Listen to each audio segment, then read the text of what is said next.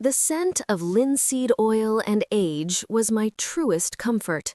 It clung to the heavy velvet curtains and the gilded frames of the Ethelred Gallery, a hushed, labyrinthine space where the clamor of the city died a quiet death. I preferred the hours after midnight, when the last security guard had made his circuit and left me alone with the ghosts of the Renaissance. Tonight, I was perched precariously on a scaffold, my breath held captive as I meticulously removed a patina of soot from the eye of a minor saint in a Veronese altarpiece. My world was small, contained within the square inch of canvas, illuminated by the focused beam of my high-intensity lamp. It was the silence that broke first. Not the ordinary, respectful stillness of the gallery, but a sudden, unnatural vacuum, as though the very air had been sucked out of the stone courtyard below. Then came the sound, the dull, rhythmic thud of a heavy door closing, followed by the wet, metallic slap of leather on marble. My heart, usually a sedate metronome, began to hammer against my ribs, a frantic, uninvited guest.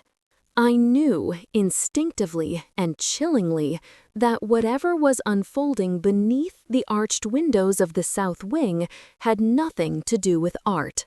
I slid down from the scaffold, my knees protesting the sudden movement, and crept toward the tall, narrow casement window overlooking the service alley. The glass was thick and distorted, blurring the rainy night into streaks of gray and amber, but it offered enough of a view. They were shadows first, 3 hulking forms illuminated by the sickly yellow glow of a defunct gas lamp. In the center, pinned against the damp brick, was a man I recognized vaguely as a minor player in the city's unseen architecture of vice, a man whose face was now a mask of frantic supplication. And then I saw him, the orchestrator. Damien. The name was a whisper of dread throughout the city, synonymous with a chilling efficiency and a power that seemed too vast for someone so young. He stood apart from his men, entirely still, an island of lethal calm in the downpour. He wore a coat the color of midnight velvet, tailored with a precision that mocked the gruesome business he attended. His hair was slicked back, dark and severe, highlighting the impossible sharpness of his jaw. He was inhumanly beautiful, sculpted by cold necessity, a creature of pure, unadulterated menace. I watched, frozen in the cold recess of the window frame, as the kneeling man offered a final, desperate plea. Damien did not flinch. He merely tilted his head, a gesture of almost bored dismissal, and then, with an economy of movement that was more terrifying than any theatrical rage, he delivered the verdict. The sound, a sharp, wet report that echoed off the stone walls, felt less like a gunshot and more like the violent tearing of the world's fragile fabric. A moment of visceral chaos followed. The victim slumped, the rain washing the crimson stain instantly into the ancient stones. Damien's men moved with practiced detachment, efficient and silent. I should have retreated. I should have dissolved into the museum's darkness, allowing the velvet shadows to consume me. But I couldn't. My lungs refused to draw breath, and my eyes, the practiced eyes of a restorer who sees beneath the surface of things, were fixed on the boss. He turned, slowly, as if sensing the invisible thread of my gaze. The movement was deliberate, magnetic. His eyes found the window, found the precise spot where I was pressed against the glass. They were the color of wet obsidian, devoid of warmth, yet possessing a terrifying depth, like looking into a fathomless well of ancient understanding. In that singular, protracted moment, the world narrowed to just the two of us. The rain, the blood, the fear, it all became background noise. He saw me, not just a startled witness, but me. I did not scream, did not recoil. Perhaps it was the shock, or perhaps it was the strange, terrible defiance that sometimes seizes me when faced with true danger, but I met his gaze. I held it. And in his expression, a flicker so brief I questioned if I had invented it, I saw not fury, but a piercing, almost clinical curiosity, laced with something far more dangerous: recognition. He raised a hand, not in threat, but in a subtle, almost imperceptible gesture to his men. Stop. Then he gave me a choice. He held my gaze for 3 agonizing heartbeats, a silent command in his eyes, and then he turned his back, stepping into the waiting black sedan. He was allowing me to run. He was testing me. I stumbled away from the window, the floorboards cold beneath my slippers. The stench of ozone and copper seemed to cling to the air, an invisible poison. I gathered my coat and my satchel of solvents, moving like a machine, guided only by the primal urge for flight.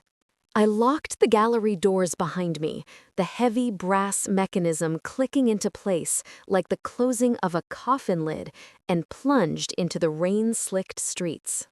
I returned to my small, book-lined flat, the sanctuary where I usually felt safe, but the violence had followed me home. I scrubbed my hands until the skin was raw, but I couldn't wash away the image of his eyes, so cold, so powerful. I slept fitfully, haunted by the wet sound of the impact, convinced that the reprieve he offered was merely a delay. The next morning, the city appeared mundane, yet it felt subtly, terribly altered. The coffee tasted of ash. The familiar faces on the street seemed too cheerful, too oblivious. I tried to immerse myself in the quiet rhythm of my work, a small, private commission to restore a tarnished landscape, but the brush trembled in my hand. Then, stepping out for lunch, I saw it. A car, black and discreet, parked across the street, idling beneath the skeletal branches of a winter elm.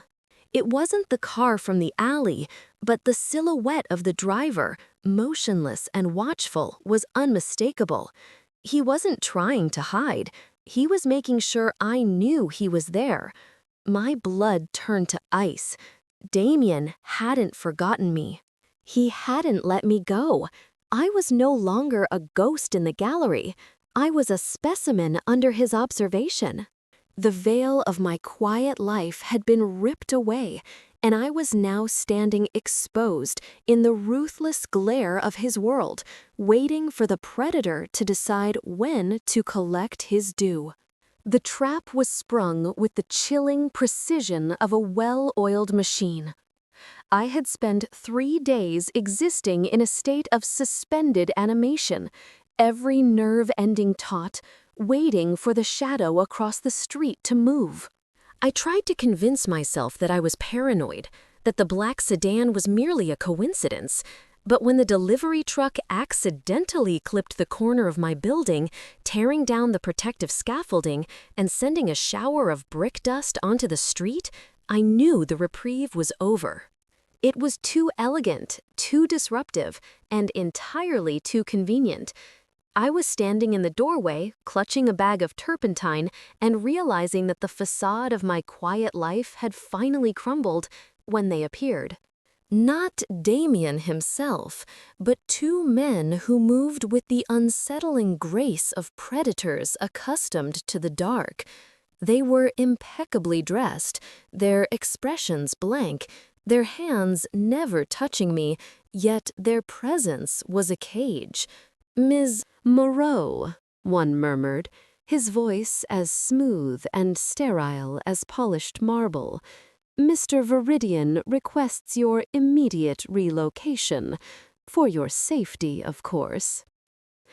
The word safety was an insult, a silken cord tightening around my throat. But I knew better than to argue. Argument meant resistance, and resistance against Damien Viridian meant annihilation. I allowed myself to be guided into the waiting vehicle, the heavy door thudding shut behind me, sealing me inside a world of black leather and whispered threats. The air inside the car smelled of ozone and sandalwood, a potent, conflicting mix of danger and luxury. The drive was long, winding away from the familiar noise of the city and into the oppressive silence of the northern outskirts. When we finally slowed, the car crunching gravel under its tires, I looked up. Obsidian Manor. The name alone had always been a Gothic legend whispered in the city's darker corners, rumored to be a place where fortunes were made and lives were quietly unmade. It was less a house and more a fortress of sorrow, built from dark, volcanic stone that seemed to drink the light. Turrets pierced the twilight sky like broken spears, and ivy, thick as a man's arm, choked the centuries-old windows. It was beautiful in the way a magnificent tomb is beautiful, cold, eternal, and terrifying. I was led through massive bronze-studded doors and into a great hall where the air was heavy with the scent of aged parchment and beeswax. The silence here was different from the gallery. It was a consuming, conscious silence, as if the manor itself were holding its breath. My footsteps echoed on the checkerboard marble floor, a frail, human sound swallowed instantly by the vaulted ceiling. He was waiting in a study that looked more like a private library dedicated to esoteric knowledge. Bookshelves climbed 3 stories, accessed by winding iron staircases, and a massive fireplace offered only the illusion of warmth. Damien stood before it, silhouetted by the flickering light, a dark, commanding figure, perfectly framed by the oppressive grandeur of his domain. He wore the manor like a second skin. "Leela," he said, his voice low, resonant, and entirely too familiar.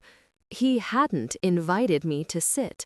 He was observing me, assessing the damage his move had inflicted. "You look pale. Did my men handle you roughly?" "They handled me as one handles a possession," I replied, the words tasting like ash. Defiance flared, a small, stubborn ember in the vast coldness of the room. "And you did not request, Mr. Viridian. You commanded." He smiled then, a slow, dangerous curve of his lips that did nothing to soften the obsidian in his eyes. He walked toward me, and I felt the air pressure shift, the room shrinking with his approach. He stopped just shy of touching me, close enough that I could smell the faint, clean scent of expensive soap beneath the deeper, sharper notes of his cologne. "Of course I commanded, Leela. You are here because you are mine to protect. You saw what you shouldn't have seen. Now you belong to the shadows, and I am the master of these shadows." His hand rose, his thumb brushing the line of my jaw, a touch that was possessive and electrifyingly gentle all at once. "You are safe here, but understand this. Safety means you do not leave, not until I decide you can." Captivity. It was not a cage of iron bars, but a cage of velvet and stone, reinforced by the absolute certainty of his power. The heat of my humiliation warred with a terrifying, perverse flicker of response to his touch. I stepped back, severing the physical connection. Later, alone in the immense bedroom he assigned me, a room with heavy tapestries and a 4-poster bed that felt like a coffin, I made my attempt. The window was tall, overlooking a manicured, moonlit garden. I slid the latch, expecting resistance, but the window opened silently onto the cold night air. Hope, sharp and foolish, surged through me. I leaned out, preparing to climb onto the balcony railing, when a voice, quiet and utterly devoid of inflection, spoke from the darkness below. "I wouldn't, Ms. Moreau." I froze, my breath catching. Below, standing perfectly still amidst the sculpted hedges, was a man in a dark suit. He wasn't looking up, he was looking straight ahead, yet he knew exactly where I was. He was just one of many, I realized, a silent sentinel woven into the estate's intricate nervous system. I withdrew, shutting the window with a soft click. The security wasn't obvious. It was integrated, pervasive, and highly intelligent. My prison was not merely guarded by brute force. As I wandered the silent hallways later, drawn by the faint sound of voices, I realized the full strangeness of Obsidian Manor. In a brightly lit reading room, 3 figures, a severe woman with spectacles, a young man sketching anatomical diagrams, and an elderly gentleman debating a Latin text, sat absorbed in their studies. They were scholars, intense and focused, yet their loyalty to Damien was absolute. They were the mind, and the silent men in the halls were the muscle. A clandestine university dedicated not just to history and language, but to the cold, meticulous craft of crime. I retired to my room, the vastness of the manor pressing down on me. I was a single, fragile artifact, misplaced in a collection of deadly relics. I pressed my palm against the cold glass of the window, staring out at the moon-drenched landscape. Damien had not just taken my freedom, he had taken my world and replaced it with his own. I was the prisoner of Obsidian Manor, and the most terrifying realization was that in the echoing silence of that fortress, a tiny, treasonous part of me was already beginning to listen for the sound of his return. The library was not merely a room built for books. It was a sepulchral archive, the ossified memory of generations of power. The air was colder here, heavy with the scent of dried ink, tanned leather, and the metallic tang of time itself. Shelves of blackened oak soared 3 stories high, disappearing into the vaulted ceiling, where only the light of a massive, heavily wrought iron chandelier dared to penetrate. It felt less like a place of learning and more like the heart of the manor's nervous system, guarded and utterly forbidding. I was led here the following morning, my specialized tools, my solvents, my fine brushes, my surgical scalpels, delivered as if they were weapons being returned to a reluctant soldier. Damien was already waiting at a vast mahogany table positioned strategically beneath the only window that offered even a sliver of natural light. He had traded his tailored coat for a dark waistcoat, the ensemble lending him the air of a dangerous, highly educated curator. "We have a project, Leela," he stated, his voice clipping the words with unnerving efficiency. He gestured to the table. Lying flat upon a sheet of archival linen was the object of my immediate captivity, a scroll. It was not merely old, it was ancient, its parchment the color of dried blood and brittle autumn leaves, secured with a complex waxen seal that looked centuries untouched. This document, he continued without preamble, is foundational. It details the transfer of certain historical assets, land, artifacts, lineage, that grant me, shall we say, a significant political advantage in this city. Unfortunately, time has been unkind. The ink is flaking, the parchment is delaminating, and the seal is cracked. I need it legible, I need it stable, and I need it done here, under my direct observation.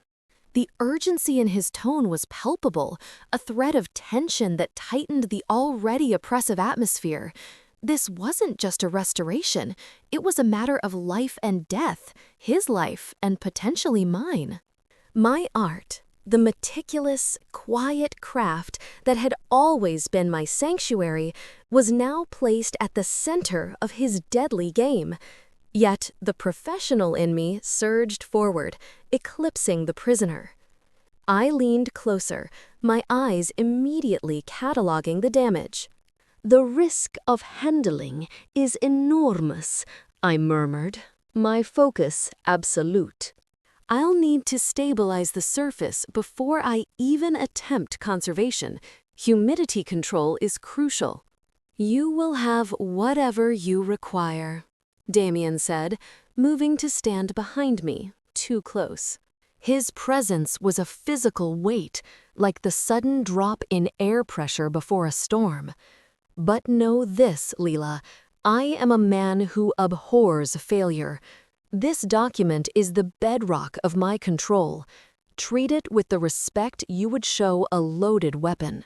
I ignored the thinly veiled threat, allowing the work to consume me. It was the only way to retain any semblance of self. I set up my tools, the precise arrangement of my instruments, a familiar ritual. The smell of my specialized adhesives, clean, sharp, and sterile, was a welcome contrast to the manor's pervasive scent of old stone and menace. For the next several hours, my world narrowed to the fragile square inch of parchment beneath the lamp. I worked with the intense concentration of a surgeon, using micropipettes to introduce stabilizing agents. My breath held captive so as not to disturb the delicate fibers. I could feel Damien watching, not occasionally, but constantly. He didn't pace. He stood absolutely still, radiating a coiled intensity that made the small hairs on my neck rise. At one point, I was attempting to re-adhere a minute piece of flaking ink, a process that required absolute stillness and magnified vision. My hand trembled slightly, not from fatigue, but from the unnerving pressure of his gaze. I cursed silently, frustrated by the intrusion of my fear.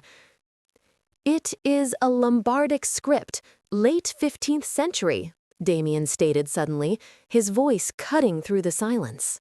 I flinched, startled that he had spoken, and irritated that he had broken my concentration. "I am aware," I replied curtly, not looking up. "The lexicon is dense. It is not merely a transfer of assets. It is a treaty, a pledge of fealty between three powerful families. Notice the use of the double ligature on the first line. It signifies a binding oath that transcends mere legality."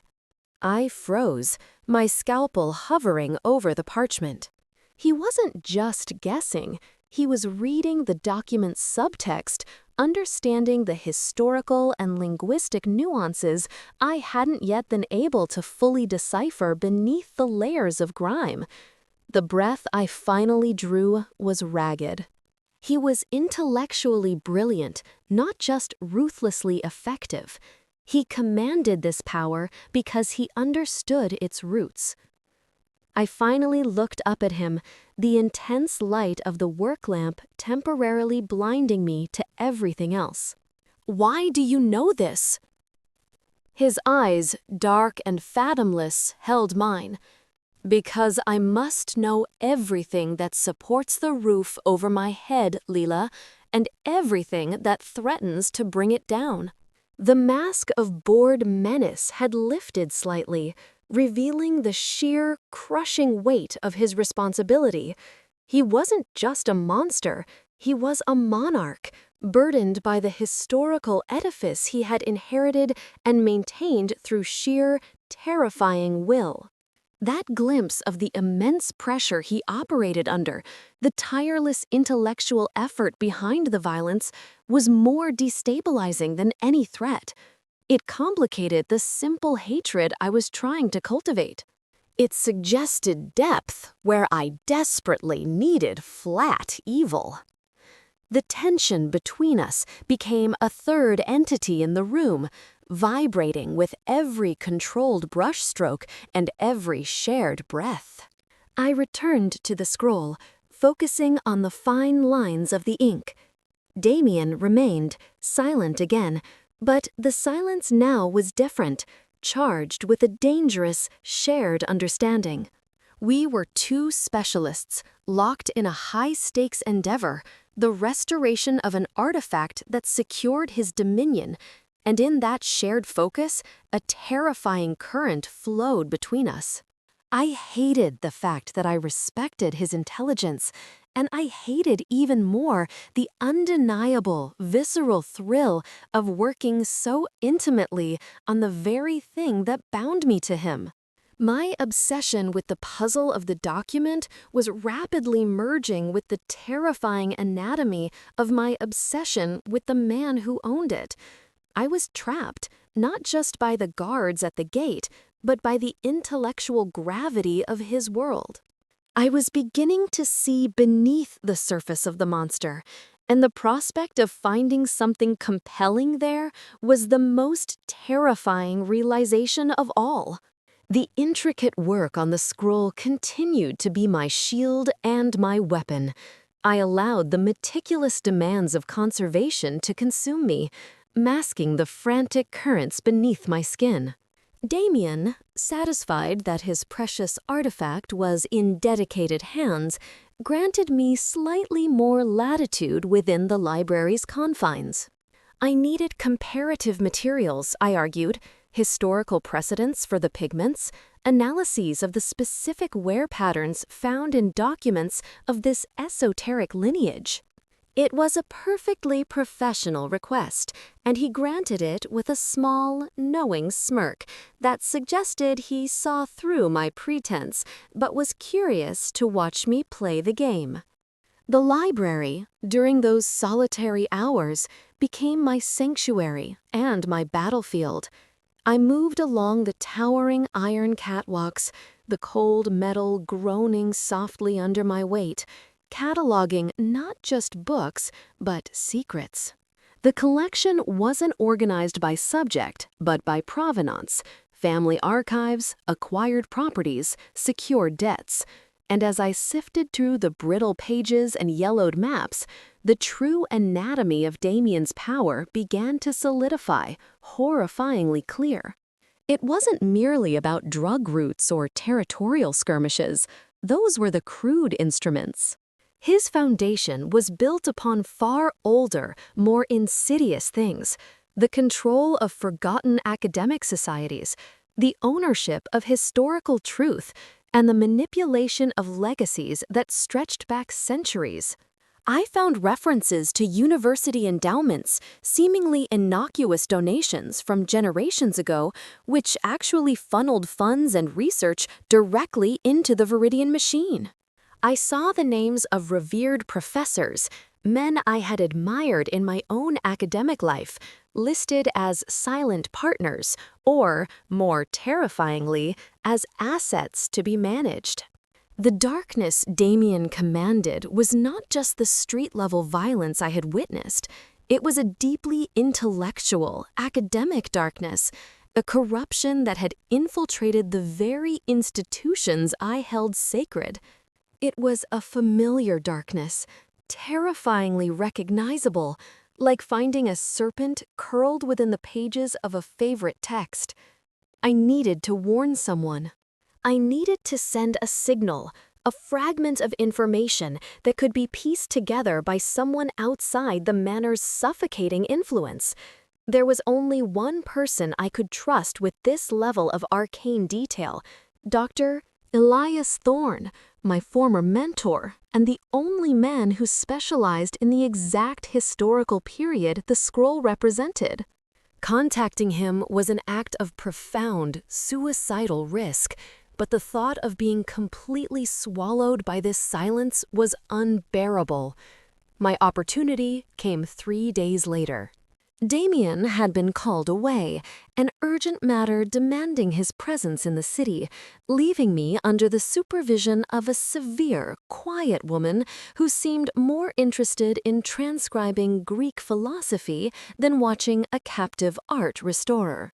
I fabricated an emergency need for a highly specialized, custom-mixed solvent, claiming the current stock was dangerously unstable. I was given permission to use the manor's internal line to the supply house, a rotary phone located in a small, dusty anteroom adjacent to the main study. My hands were shaking as I dialed. The first few numbers were legitimate, placing the order with the supply house.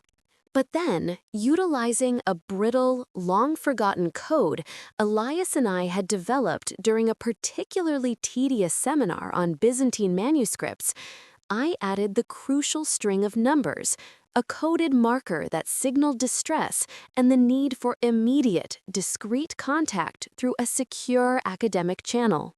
I hung up the phone, the clatter of the heavy receiver echoing too loudly in the silence, and returned to my work, the adrenaline a cold knot in my stomach.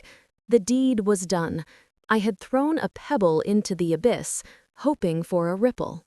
I didn't have to wait long for the consequence. I spent the remainder of the afternoon meticulously separating 2 layers of delaminated parchment, my concentration razor-sharp, listening for any telltale sound. The only indication of his return was the change in the air pressure, the sudden, sharp scent of sandalwood replacing the stale air. I did not look up, attempting to appear absorbed, professional, untouchable. "Did you find the necessary materials, Leela?" Damien's voice was dangerously smooth, pitched low enough to be almost conversational. He was standing behind me again, radiating a cold, coiled patience. "I placed the order, Mr. Viridian. It was a custom mix. It will take several days." My voice was steady, a small victory. He didn't respond to my answer.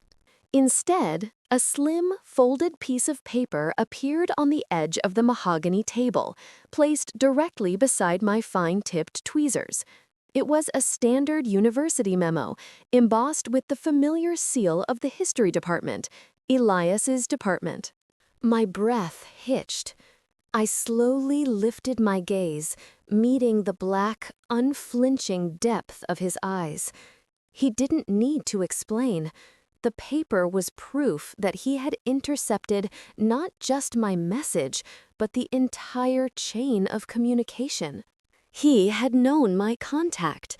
"Dr. Thorne sends his regards," Damien murmured, leaning closer until his breath ghosted over my ear.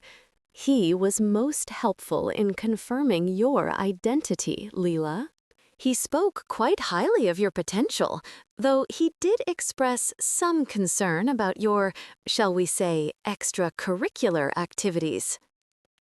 The blood drained from my face. Elias. Damien hadn't merely intercepted the message, he had reached out and touched my past, leveraging the man I respected most. Elias was a historian, fragile and wholly unprepared for the brutality of this world. His career, his reputation, perhaps even his life, all were now dangling from Damien's unseen strings. "What did you do to him?" I whispered, the professional mask finally fracturing. Damien smiled, a chilling, triumphant expression. "Nothing yet. But I now have a rather comprehensive file on Dr. Thorne's research funding, his personal investments, and the rather delicate matter of his sabbatical application, which, as it happens, needs my personal endorsement to proceed. He paused, allowing the full weight of the threat to crush me. You see, Leela, I do not tolerate secrets, especially not secrets that link my captive restorer to the outside world. Elias is not leverage because he cares about you.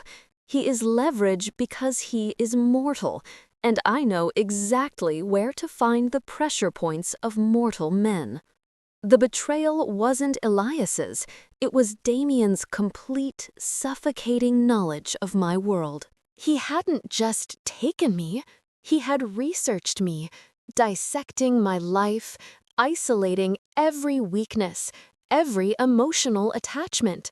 This was not a cage of stone, it was a psychological trap, tailored specifically to my academic heart. I understood then the true nature of my captivity. I could not run, not because of the guards at the gate, but because every action I took, every connection I cherished, would be used against me. The price of my freedom was now the destruction of Elias Thorne. The familiar darkness of my past life, the quiet pursuit of knowledge, was now weaponized against me, confirming that Damien Viridian controlled everything, my future, my present, and now my history. I slowly reached for the memo and crumpled it in my fist, the sharp edges of the paper digging into my palm. I was trapped, not by bars, but by loyalty. And in that moment of absolute defeat, the terrible truth emerged. I belonged to Damien, utterly and completely, because he was now the sole guardian of the people I loved most. The journey was a blur of velvet darkness and strained silence. I was not taken to the meeting as a companion, nor as a hostage, but as a crucial, inconvenient appendage. Damien had declared my proximity essential, a strange possessive logic that superseded all practical considerations of security. If the scroll was the bedrock of his power, then I, the restorer of that bedrock, was not to be left behind. We arrived at an edifice that seemed to have been carved from the fog itself. It was an abandoned natural history museum, forgotten by the city and claimed by the damp, autumnal air. The exterior was a classical nightmare. Columns fractured by time, stone lions weeping black runoff, and vast windows like sightless eyes staring into the impenetrable mist. The very air smelled of decay, wet granite, and the deep fungal odor of neglected history. It was the perfect stage for the Viridian Empire's subterranean transactions. Inside, the central hall was an echoing sepulchre. High ceilings vaulted into shadows where broken skylights leaked thin streams of sickly moonlight. Dust motes danced in the gloom around the skeletal remains of long-dead exhibits, a plaster cast of a dinosaur spine, shrouded in canvas, and the chipped marble face of a Roman emperor, positioned haphazardly beneath a massive, tarnished chandelier. Damien positioned me behind a heavy, velvet curtain near a defunct exhibit case containing fragile ornithological specimens, instructing me to remain absolutely silent. It felt like being sealed into a tomb before the burial. I watched from my hiding place as the meeting began. The participants were men cut from the same dark cloth as Damien, though none possessed his chilling blend of intellectual intensity and casual menace. They spoke in clipped, low tones, discussing territory, contracts, and allegiances. I understood perhaps half of the conversation, but I understood the cadence of power completely. It was a language spoken through posture, through the weight of their silence, and through the way their shadows fell on the dusty floor. Damien was magnificent and terrifying to watch. He moved with the predatory grace of a creature entirely comfortable in its domain, his presence demanding reverence, not just respect. He wasn't arguing, he was dictating the physics of their shared world. My gaze was fixed on the precise line of his jaw, the severe elegance of his tailoring, and the way his hand rested, utterly relaxed, near the inner pocket of his coat. I was analyzing the anatomy of the monster, trying to find the flaw in the foundation, the tiny fissure I could exploit. The fissure came not from within him, but from without. It was a sound that cleaved the tense silence. The screech of tires, too close, followed instantly by the shattering of the museum's main portico glass. The air vibrated with the sudden, metallic roar of automatic gunfire. Chaos erupted. The low, controlled voices of the men became shouts, the heavy mahogany table overturning with a crash that seemed to swallow the light. My professional composure dissolved instantly, replaced by a deep, visceral terror. I pressed myself against the cold, damp stone wall, the scent of mildew now overwhelmed by the sharp, acrid smell of gunpowder and hot metal. I saw Damien turn, not toward the threat, but toward me. His face was a mask of distilled fury, primal and terrifying. In that millisecond, the control he wielded over the city seemed to collapse into a single, terrifying focus: me. He barked an order I couldn't hear over the din, shoving the nearest guard, a brute named Marius, toward my hiding spot, then drew his weapon. He didn't retreat. He advanced into the thickest part of the melee, moving with a chilling, surgical efficiency I hadn't known he possessed. Gunshots echoed like thunder in the cavernous hall. Shrapnel from the decorative molding rained down, dusting my hair and shoulders. I covered my head, trapped behind the velvet curtain, watching the scene unfold like a horrific, flickering fresco. Damien was a dark blur of kinetic energy, his movements economical, lethal, and devastatingly fast. He wasn't just fighting, he was clearing a path, his entire purpose now concentrated on eliminating everything that stood between him and my position. A rival gunman, disoriented by the smoke, stumbled toward my curtain. Before I could even register the danger, Damien was there, moving with impossible speed, his body interceding between the gunman and my hiding place. The violence was instantaneous, brutal, and silent on Damien's part. He dispatched the threat with a cold, focused precision that confirmed every whisper of his ruthlessness. He was a force of nature, a hurricane contained within a tailored suit, and he was fighting for me. Witnessing that possessive, protective fury shattered the intellectual distance I had desperately maintained. He wasn't a puzzle to be solved, he was a catastrophe to be survived. And the catastrophic realization was that a treacherous part of me found the sight of his power, wielded solely in my defense, profoundly, sickeningly compelling. The sounds of the battle slowly receded, leaving behind a ringing silence punctuated by the drip of moisture and a ragged breathing of the survivors. Marius, his arm bleeding, stood guard, but Damien ignored him entirely. He strode toward me, ignoring the surrounding carnage, his chest heaving slightly, his coat scorched near the shoulder. He pulled the heavy velvet aside, his eyes searching my face, dark and intense. "Are you hurt?" he demanded, his voice low and raw, scraped clean of its usual polish. I shook my head, unable to speak, my throat constricted by the residual terror and the adrenaline surging through my veins. The air around us felt thick, electric, heavy with the scent of ozone and spilled blood.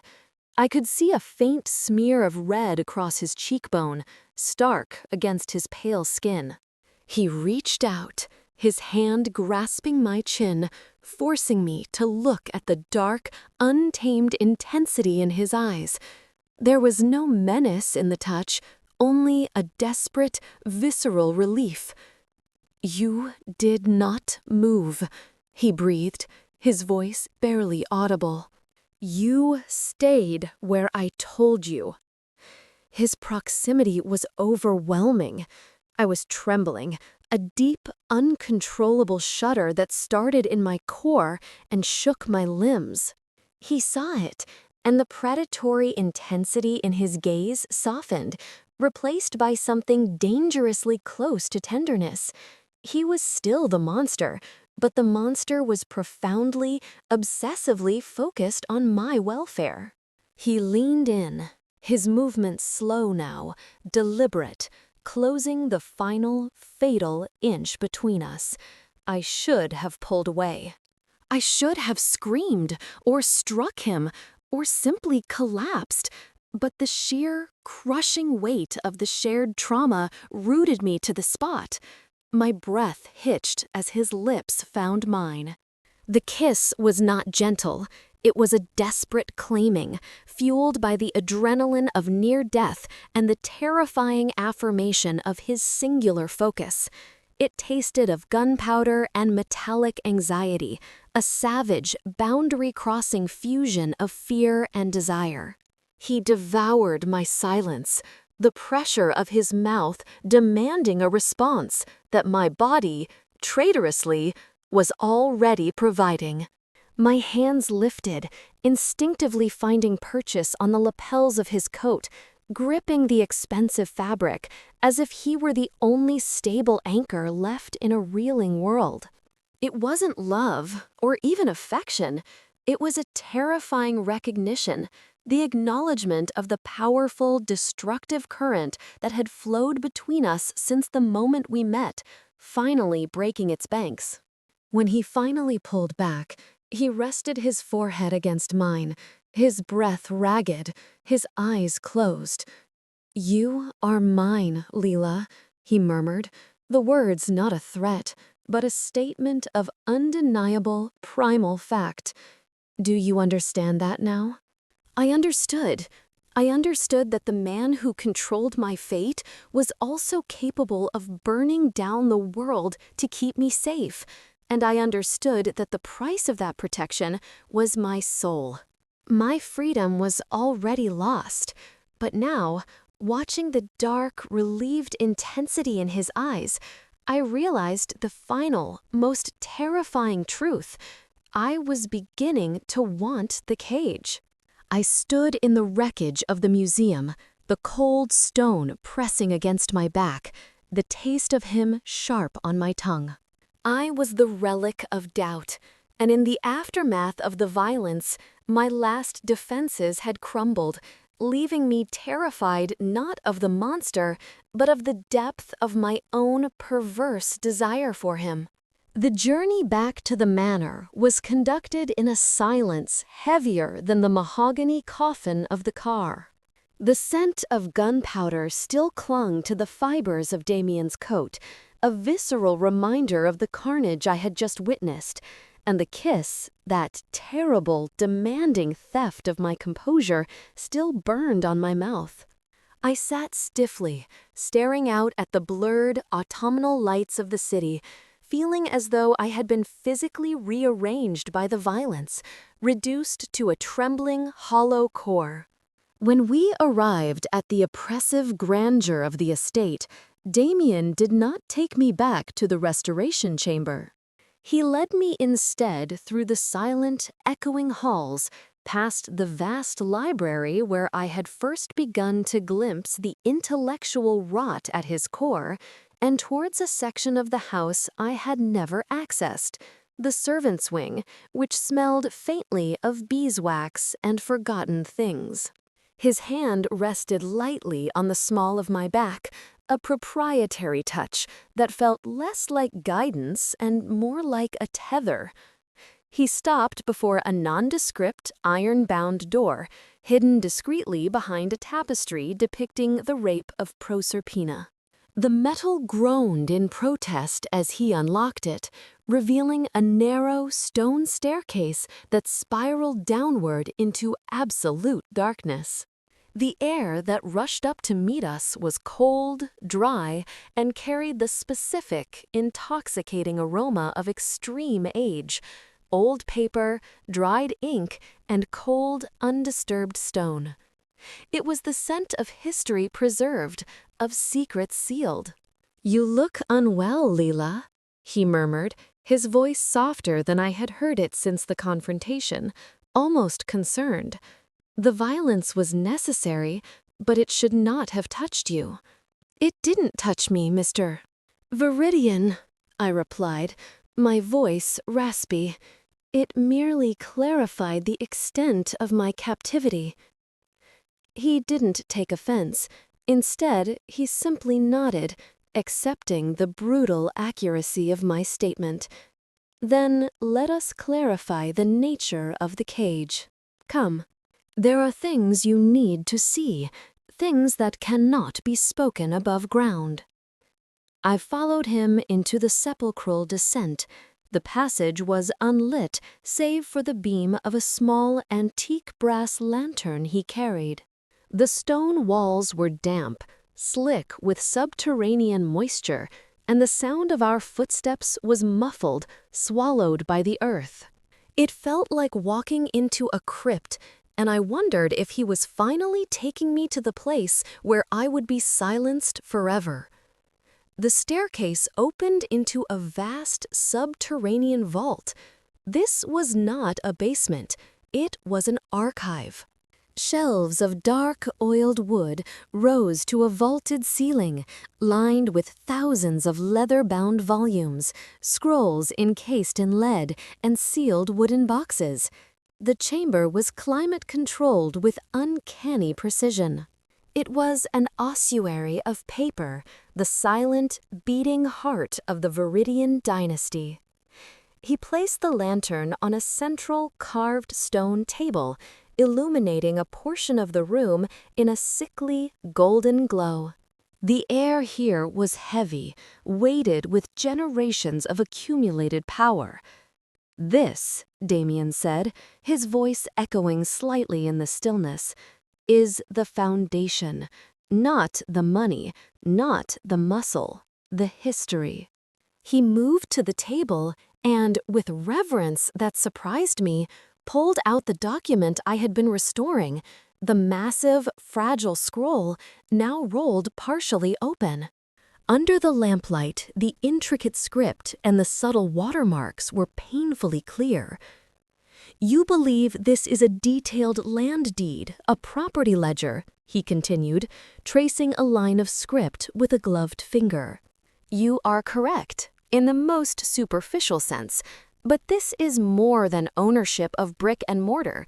This is the ledger detailing the acquisition and integration of power into the city's oldest institutions." He leaned closer, his dark eyes fixed on mine, searching for comprehension. "The names you found, the endowments, the seemingly innocuous philanthropic trusts, they are the arteries of the faction, my faction. This scroll is the physical record of how Viridian blood became synonymous with the city's academia, its judiciary, its highest levels of historical scholarship. We don't just control the streets, Leela. We control the narrative." My academic heart pounded a desperate rhythm against my ribs. This was the dark knowledge I had only guessed at, confirmed in the most terrifying environment imaginable. He was revealing the mechanics of the monster, and in doing so, he was offering me a twisted form of intellectual intimacy. The rival gang, the ones who attacked us tonight, they are called the Rota, Damien explained, his tone shifting from pedagogical to grimly serious. They are not interested in turf. They want this. He tapped the scroll. They want to erase it. They want to dismantle the intellectual and historical infrastructure that supports my name, destroying the dynasty at its root. They believe that if they can prove the corruption of the founders, the entire edifice collapses. I finally found my voice. But why show me this? What does this have to do with me? I am just the restorer. Damien's gaze became intense, the momentary vulnerability dissolving into sharp, focused gravity. Because, Leela, you are a ghost in the machine. You know this history intimately. You are also a resident of this city, and the Rhoda's methods are not surgical. They are seeking to destabilize the academic centers, the historical landmarks, the communities where our power is rooted. They are targeting anyone connected, anyone who might pose a threat to their complete erasure. He paused, and the final, crushing blow landed. Your family lives in this city. Your mentor, Elias, whose name I now hold on a string, is deeply embedded in the very institutions I control. If the Rota succeeds in collapsing the foundation, they will not stop to check who is collateral damage. They will incinerate the entire structure. Your parents, your sister, they are protected only so long as I maintain control, only so long as this document remains intact. The breath locked in my throat. It wasn't just my freedom he held captive, it was their very existence. My secret, quiet life, the lives of the people I cherished, were now inextricably woven into the destiny of this dark, ancient ledger and the man who ruled it. You are not simply restoring ink, Leela, Damien finished, his voice dropping to a dangerous whisper as he stepped closer, forcing me to feel the heat radiating from his body in the cold archive. You are restoring the shield that protects your city, and consequently, your family. You are bound to me now, not just by desire or coercion, but by necessity. We survive together, or we perish together. I looked down at the scroll, the fragile parchment now seeming to possess the weight of millennia. I was trapped, not just by the fear of violence, but by the profound, devastating realization that my own loyalty to my family now demanded my absolute loyalty to the monster.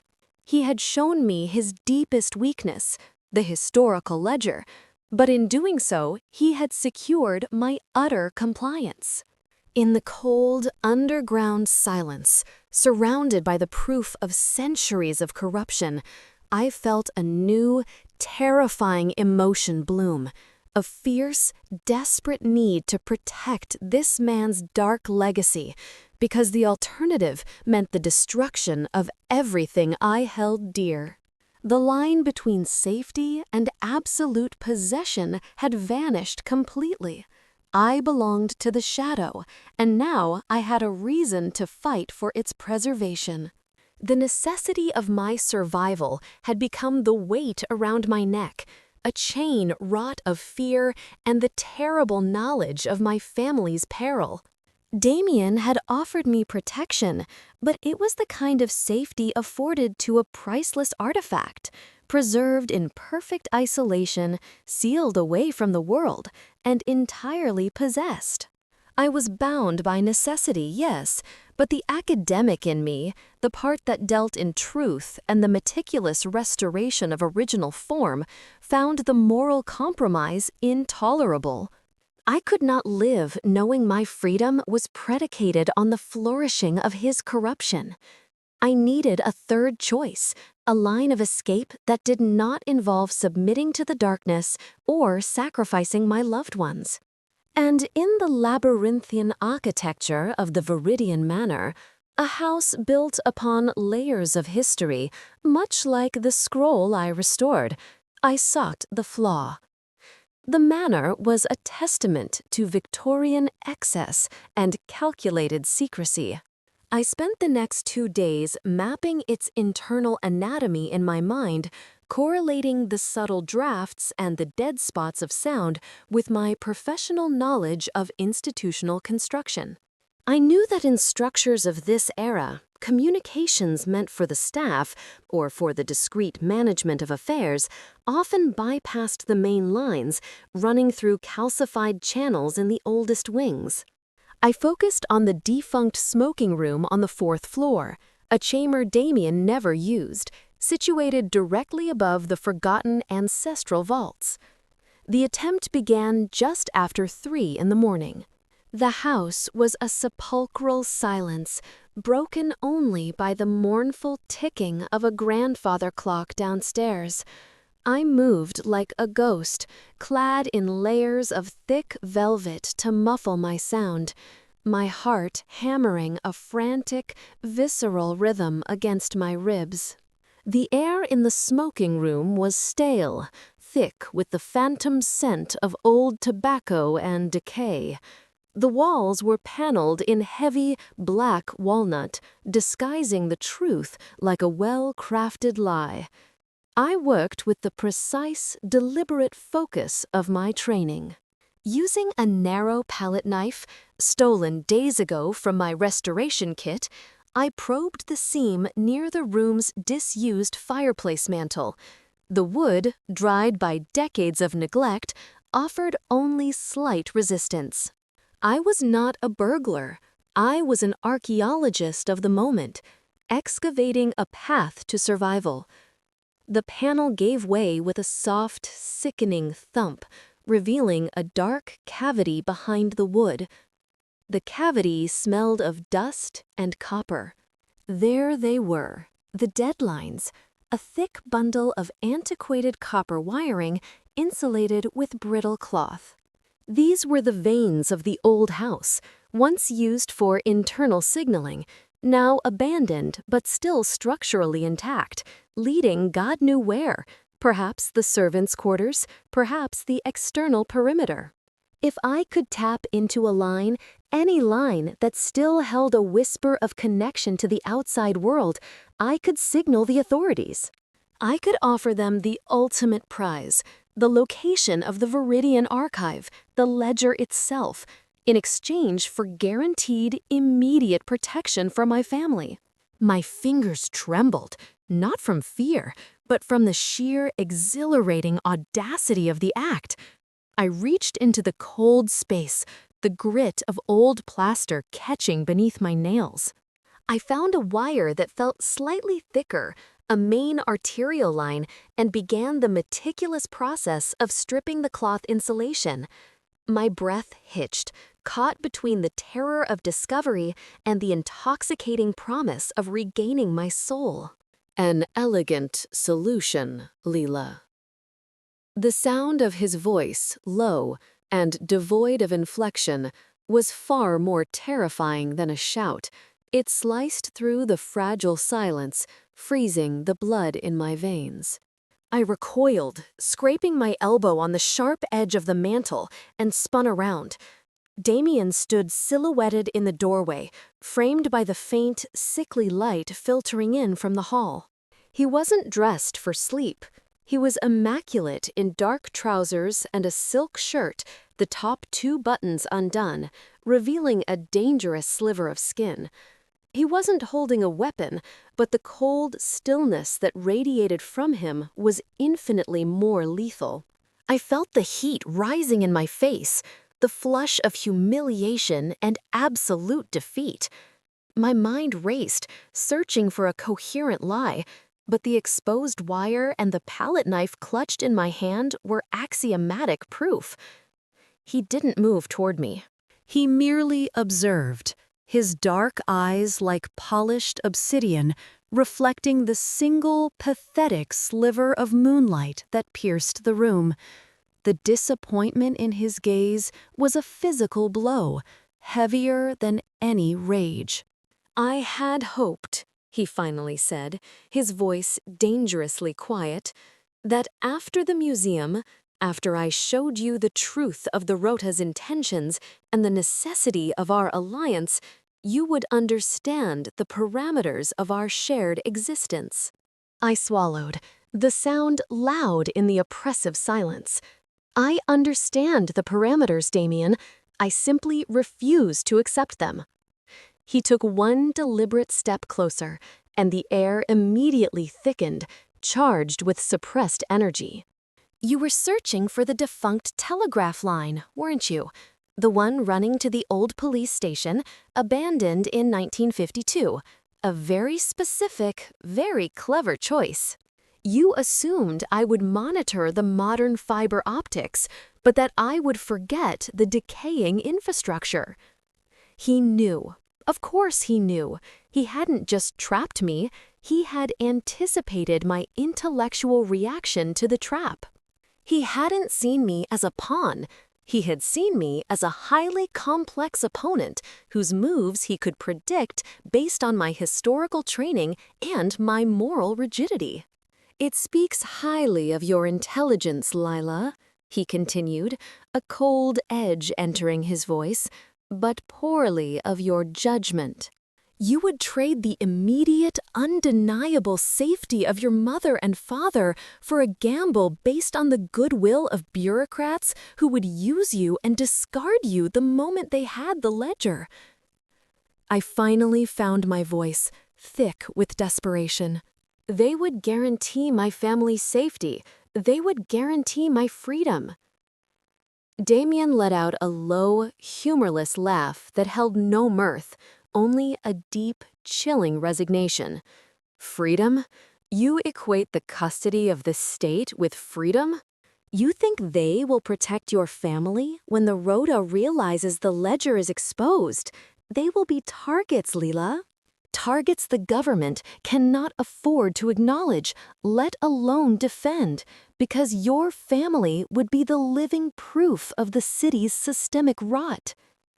He closed the distance between us, his presence overwhelming. He didn't touch me, but the proximity was a cage tightening around my lungs. The scent of expensive cologne and the metallic tang of his contained fury filled my senses. "You have seen the foundation of my power. You know the price of its collapse," he whispered, his eyes boring into mine. "You are trying to burn down the house we both inhabit. Tell me, restorer of delicate things, will you save the ledger, or will you save your mother?"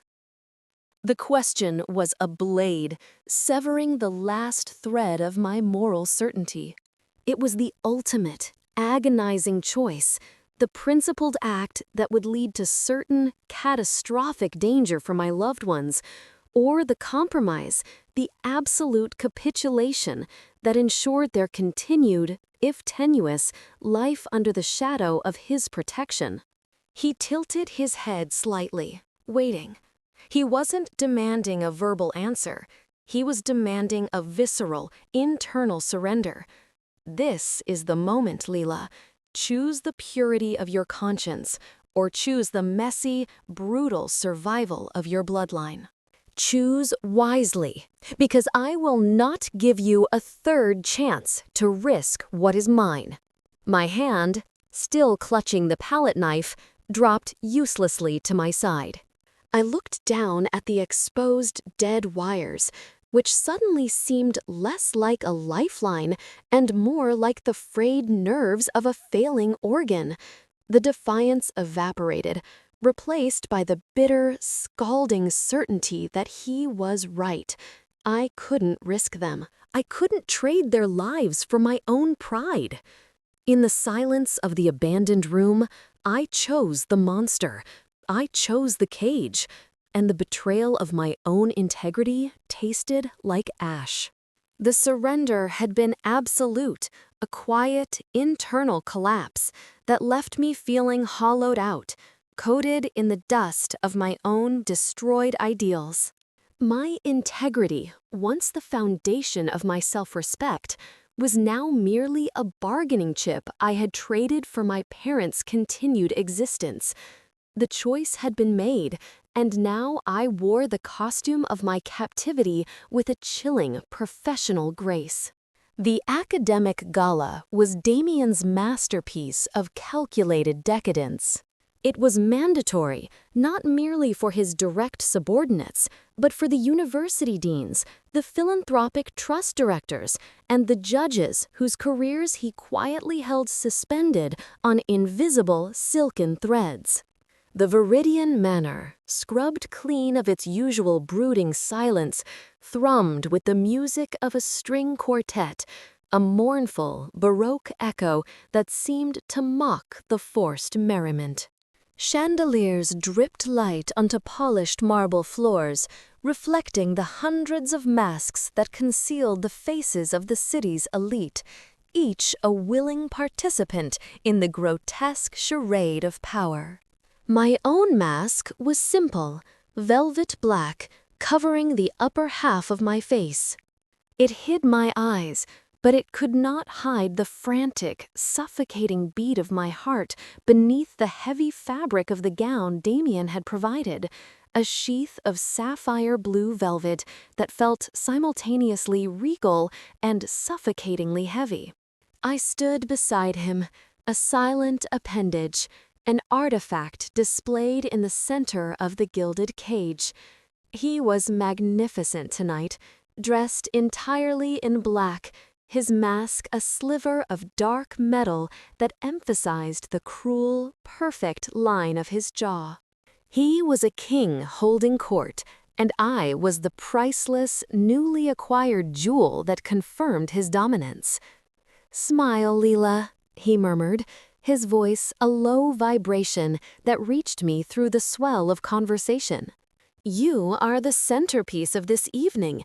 Let them see the patina of scholarship and beauty they associate with my preservation efforts." I managed a slight upward curve of my lips. My smile felt like a distortion, a crack forming in a restored fresco. The air was thick with the scent of lilies and expensive champagne, overlaid by the damp, earthy aroma of the ancient stone foundation beneath our feet, a scent that reminded me acutely of the subterranean archive and the lethal secret that bound me to him. I watched the crowd with the focus of a cartographer, mapping the egresses, the heavy, curtained alcoves, the placement of Damien's silent, watchful guards. My mind, trained to observe minute flaws in parchment and pigment, now catalogued vulnerabilities in human security. The Rhoda was out there, circling. I knew they would see this gala, this blatant display of Damien's control over the institutions they coveted, as the ultimate provocation. They would strike tonight. My gaze locked onto Damien. He was engaged in a deep conversation with a man whose mask was molded into a sneering visage of a Roman emperor. Damien's composure was absolute, but the way his fingers tapped, almost imperceptibly, against the glass of his cognac signaled a dangerous alertness. He was waiting for the inevitable ruin, inviting it into his home. The transition from revelry to carnage was instantaneous and horrifying. It began not with a crash, but with a sound far more chilling, the abrupt, dissonant silence of the string quartet stopping mid-note. Then came the shattering, not of glass, but of the massive central skylight high above the ballroom, raining down shards and plaster dust onto the terrified, masked crowd. The smell of sulfur and gunpowder followed immediately, sharp and visceral, cutting through the perfume and wine. Screams erupted, raw and animalistic. The elegance dissolved into a stampede of silk and panic. Damien moved with a terrifying economy of motion, his hand immediately clamping around my wrist, pulling me toward the nearest column. His security details surged forward, forming a tight, mobile barrier. Muffled gunshots echoed from the upper balcony, aimed at the center of the floor where Damien stood. "Stay low," he commanded, his voice utterly devoid of panic, a cold anchor in the storm. The Rota, they came prepared. I crouched behind the massive carved stone pillar, the sapphire velvet dragging on the marble. My training took over, silencing the primal fear. I wasn't Leela the Restorer, nor Leela the hostage. I was Leela the Observer. I watched the movement of the attackers, noting their coordinated precision. They weren't aiming for chaos. They were aiming for one target, Damien. I saw the flaw immediately, a fatal blind spot in the Viridian defenses. Damien, preoccupied with directing his men toward the balcony, was exposed to the servants' corridor leading from the west wing, a passage I had mentally marked during my frantic mapping for escape. It was a narrow, dark line, usually invisible to guests, but known to those who understood the house's hidden anatomy. A flicker of movement caught my eye. 3 figures, masked and moving with professional stealth, emerging from the corridor, flanking the security detail. They carried silenced weapons, aiming to cut off Damien's retreat toward the main staircase. He was walking directly into the kill zone. His life, and by extension, the tenuous safety of my family, was about to be extinguished by 3 bullets fired from a forgotten passage. The choice was no choice at all. It was reflex, born of the bitter necessity I had accepted in the smoking room days before. I didn't think of love, or freedom, or morality. I thought only of the scroll, of my mother's face, and the cold, unyielding reality that Damien was my shield. Without a word, without a moment of hesitation, I broke free from the relative safety of the pillar. I ran toward Damien, not toward the danger, but directly into his path. I didn't shout a warning. The music of the gunfire would have drowned it out. Instead, I did the only thing I could. I drove my shoulder into his chest with all my strength, throwing my weight against him. The force sent us both sprawling to the floor, the heavy air knocked from my lungs. The sound came an instant later, the sharp, muted thwack, thwack, thwack of suppressed rounds striking the stone pillar where Damien had been standing a fraction of a second earlier. The impact sent chips of marble flying, stinging my cheek. Damien was stunned, pinned beneath my weight, his dark eyes wide with shock and fury. He was about to shove me off when he realized what had happened. His men, alerted by the misplaced gunfire, immediately swarmed the corridor, neutralizing the ambushers with brutal efficiency. We lay there, entangled on the cold marble, surrounded by the screaming, fleeing remnants of the gala. The noise was deafening, but in the immediate vicinity of his body there was a strange, terrifying silence. "What in God's name?" he began, his voice rough, entirely stripped of its usual smooth control. He looked from the bullet-scarred stone just inches from his head to the now neutralized assassins, and finally his gaze settled on me, burning with an intensity that transcended mere gratitude. My breath hitched. The fear was finally catching up, vibrating through my limbs.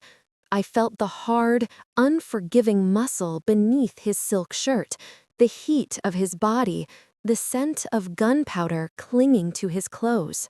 I had risked everything, my life, my careful anonymity, not out of affection, but out of the cold, calculated requirement of survival. "The passage," I managed, my voice a strained whisper, still catching my breath. "The defunct servants' line. I saw them flanking you."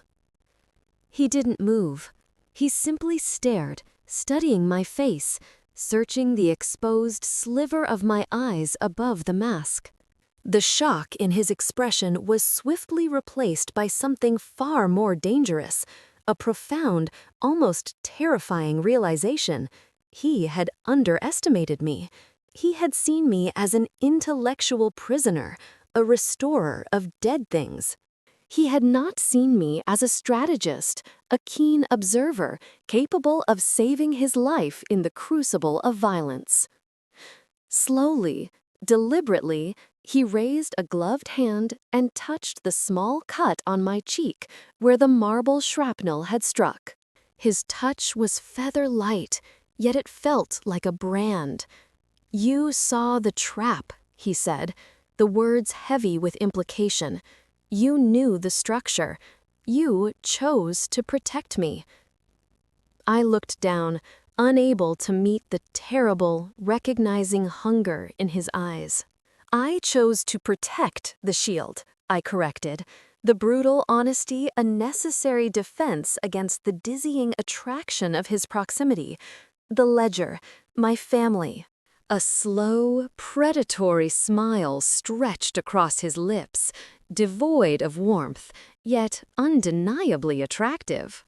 It was the smile of a predator who had just realized his prey was not only delicious, but dangerously intelligent and fiercely loyal to his own preservation. He had secured my surrender in the quiet of the smoking room, but in the chaos of the masquerade, I had proven my commitment.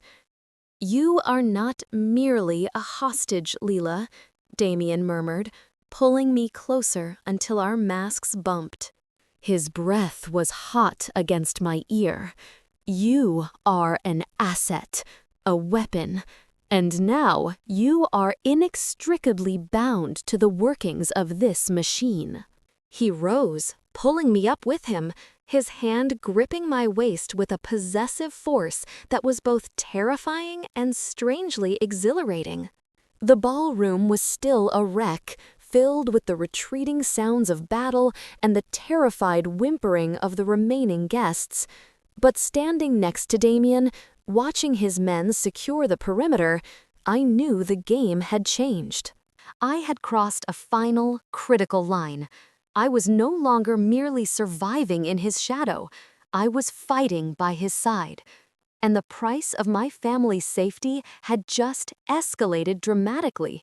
It now demanded my active participation in the ruin.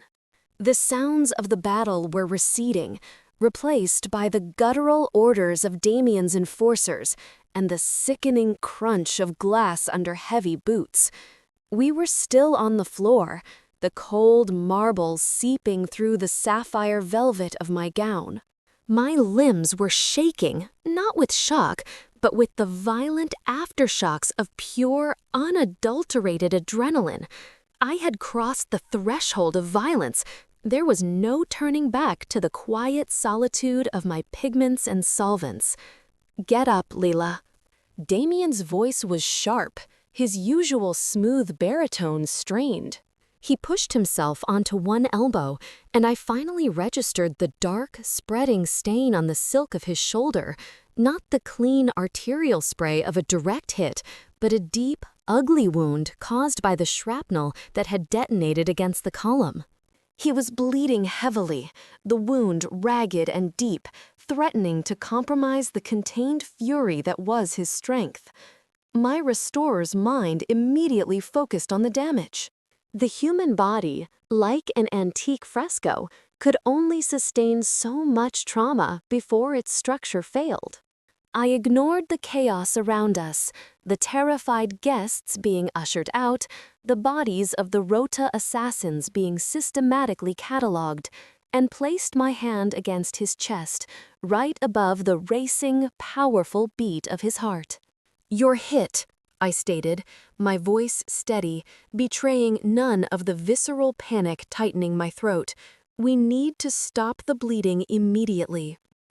He laughed, a harsh, dry sound that tasted of metallic blood and gunpowder. A flesh wound, my dear. Temporary structural instability. Nothing you can't stabilize, I imagine. He grabbed my wrist, his grip surprisingly strong, pulling my focus back to his face. The obsidian mask concealed his eyes, but the intensity radiating from him was palpable. The rota struck here to create a diversion. They failed to kill me, but they will have used this chaos to gain access to the Viridian archive, the ledger. I need it secured, now. My gaze flickered to the wide, arched doorway leading to the private wing where the archive was housed. The thought of that meticulous, damning document, the key to both his power and my family's safety, falling into enemy hands ignited a cold, consuming terror far worse than the sight of his injury. If the ledger was compromised, my sacrifice, my acceptance of the monster, would have been for nothing. "The west corridor," I murmured, remembering my frantic mapping of the house, "the one they used to flank you.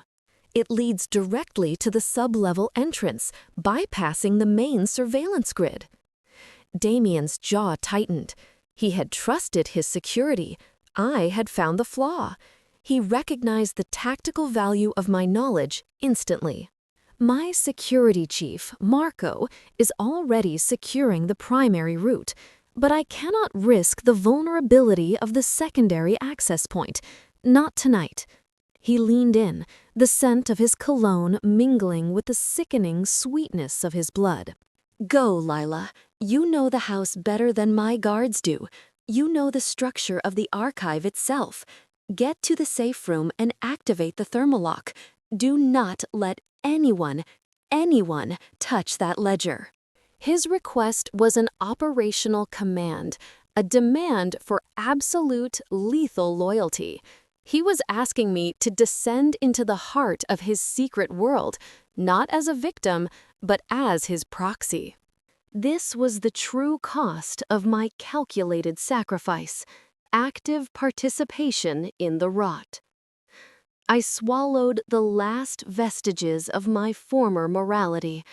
My blood ran cold, replacing the frantic heat of adrenaline with a terrible, crystalline clarity. I saw the path ahead, a long, dark corridor paved with compromised principles. My family's life depended on the security of that ledger, and that ledger depended on Damien. Therefore, Damien's command was my law. "Marco is sealing the main exits," I said, analyzing the logistics aloud. "If the Rhoda agents are still in the house, they will be trapped. We need to create immediate misdirection. Frame the attack as a failed assassination by an internal rival, someone high profile who was present tonight. It will buy us the hours we need to secure the archive before the investigation focuses on the sublevels."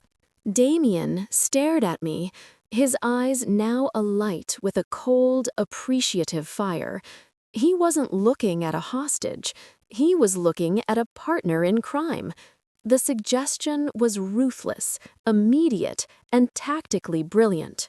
It was the language of his world, spoken fluently by the scholar who had sworn to uphold truth. A slow, terrifying grin spread across his face, even as he clutched his wound. "A calculated sacrifice, indeed, Lila. You choose the purity of survival over the messiness of conscience." He reached out and cupped the back of my neck, his thumb pressing lightly against the fragile point where my pulse hammered. "Do it. Secure the archive. And when you return, we will discuss the necessary framing." I nodded once, sharply, feeling the weight of his expectation settle upon me like a heavy, gilded cloak. I rose, the sapphire velvet now stained with marble dust and his blood. I moved through the wreckage of the ballroom, a grotesque tableau of shattered elegance, and disappeared into the shadows of the west corridor. The smell of dust and ancient stone guided me, the same aroma that had permeated the gallery where this nightmare began. I was heading toward the dark, toward the thing I had spent my life restoring, the truth, now weaponized and locked away. When I returned nearly an hour later, breathless and covered in subterranean grime, the ballroom was eerily quiet. The bodies were gone, the crystal shards swept away, leaving only the indelible memory of violence. Damien was in his private study, his shoulder now bandaged by a medic who retreated the moment I entered. He was dictating orders into a secure line, his voice low and commanding, the picture of contained menace. He ended the call as I entered, and his gaze swept over me, lingering on the traces of dirt on my skin, the wild disarray of my hair. I had secured the ledger. I had activated the locks. I had descended and returned, passing the ultimate test of loyalty. "It is done," I said simply, leaning against the heavy mahogany doorframe. The words tasted like cold steel. He rose, crossing the expansive room in 3 long strides. He didn't speak. He simply pulled me into his arms, crushing me against his uninjured side. This embrace was not tenderness. It was a savage claim, a visceral contract sealed in blood and necessity. He tilted my head back, forcing me to meet the hungry darkness of his eyes, now entirely unmasked. "You belong to this now, Leela," he whispered, his breath hot against my lips. "The quiet life is over. Your safety is predicated on your complicity. You are not a delicate thing to be restored. You are the architect of our continued survival." The fear was still there, but it was dissolving, replaced by a searing, undeniable heat, the terrifying, obsessive attraction to the man who had forced me into this pit of beautiful ruin. My arms, without conscious instruction, wrapped around his waist, pulling his hard, powerful body closer, ignoring the pain that must be radiating from his shoulder. He was a monster, a ruthless criminal, but he was my monster. And in the crucible of shared violence, I realized I had not merely accepted my fate, I had chosen it, embraced the darkness that promised to keep my loved ones alive. His mouth descended on mine, rough, demanding, tasting of metal and defiance.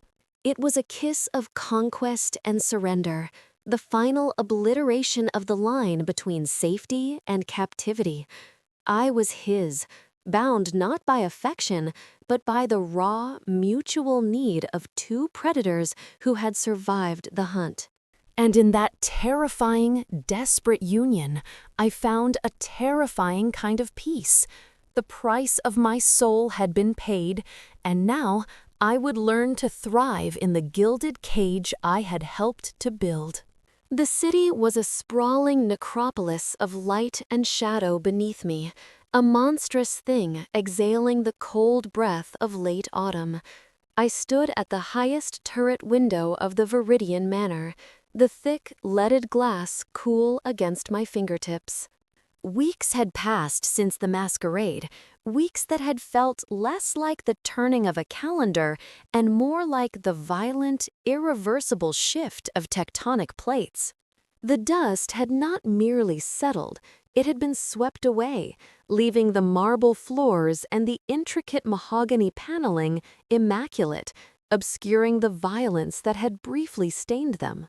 Just as I, the reluctant restorer, now helped to obscure the rot at the foundation of this empire. I was no longer a captive, but the gilded cage had merely shifted its configuration. The bars were now forged of necessity, mutual risk, and an undeniable, terrifying devotion. I had traded the quiet, predictable freedom of a solitary life for a lifetime spent walking the knife edge of exhilaration and terror. I looked down upon the city, Damien's city, and realized I was no longer an observer of the darkness, but a functioning cog within its complex, beautiful machinery. My restoration skills had been weaponized. Instead of stabilizing crumbling frescoes, I was now authenticating the forged provenance of priceless artifacts that served as collateral for unspeakable transactions. I managed the archaic documents hidden in the archives, ensuring the meticulous historical obfuscation that provided the essential legitimacy Damien needed to operate in the daylight. I was the intellectual core of his dangerous operations, the silent scholar who knew how to make a lie look like 1,000 years of immutable truth. It was a dizzying, macabre twist of fate, and I found a bitter, compelling satisfaction in my proficiency. The office below was quiet, save for the rhythmic scratching of my own quill against vellum. I was summarizing the structural integrity reports on a newly acquired Renaissance tapestry that Damien intended to use as a cover for a weapons cache. My life had become a perpetual high-stakes translation, turning the language of beauty into the vocabulary of organized crime. I was binding the broken pieces of his world together, suturing the cracks with my expertise. A sound at the door, a single, deliberate knock, pulled me from the analytical focus. I didn't need to look up to know it was him. Damien moved through the world with a gravitational pull that preceded him, a silent pressure in the air. He entered without invitation, the scent of expensive pipe tobacco and cold night air preceding him.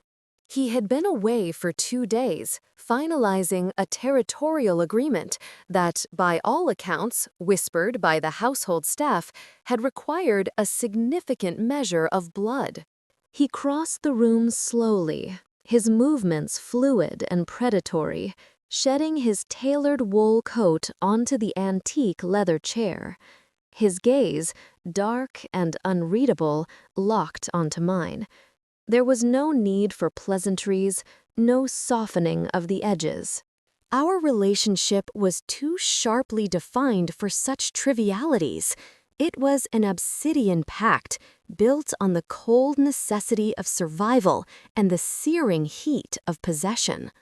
"The tapestry," he stated, his voice low, a velvet rasp that still raised the fine hairs on my arms.